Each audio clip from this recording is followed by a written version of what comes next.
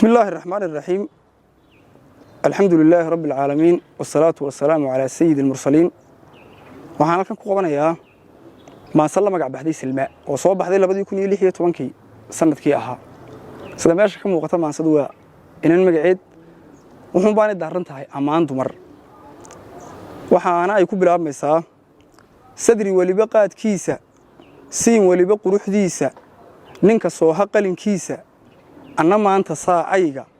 amaan dumar sancaynteeda sawirka iyo muuqaalka waa dhamaysifaha guudka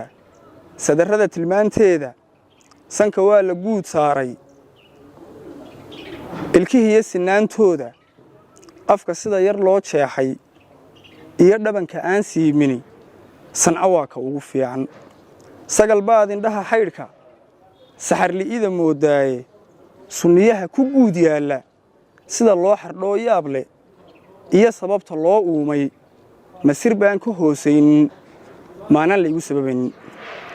nagu soo hibaaqaaga gob waa loo sameeyaaye ku sibaaq indhaha nuurku nafta wuu siraadaaye maqashii dhagaha sawdka codkaaga uga dhigan saade siniqsiga ka bii ruuxda si qawaysku eednaaye sidrigaygan kuu jeelan sama uga dhig muuqaalka u sunnee kalgacalmaanka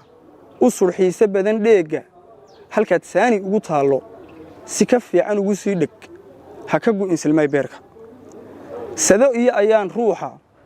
hoodaaba loo siiyey edab iyo akhlaaq suuban sumuc waa hannaankeeda hadalkoo la saydhsaydhiyo sinqashiya ma laha eedo sinahoo la tuurtuuro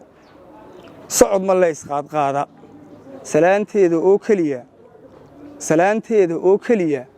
wax la siista lama sheegin samayskeeda jooggeeda samaheeda dhaqankeeda saamaxaad dhowaanteeda rabbigii sugee uumay saatiruu ka eedlaayey nagu saaq jacaylkaaga xubbigaagu waa saabe ku salee rundanaheenna sawjad waadu qalantaaye ku sugnow halkaad joogto dadba waadu sidataaye ka soo fura qalbiga hawsha saamalaylku waa diiqe saqda dhexe dareen jeelan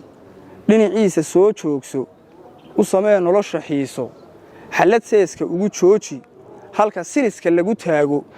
sawirkeenna mida soo sudh ha ka furin silmay qoorta subaxiis araggeenna sabadii ku kulankeenna dharaariyo silmay fiidba kashu way ku sugasaaye 30 jeer ku soo booqo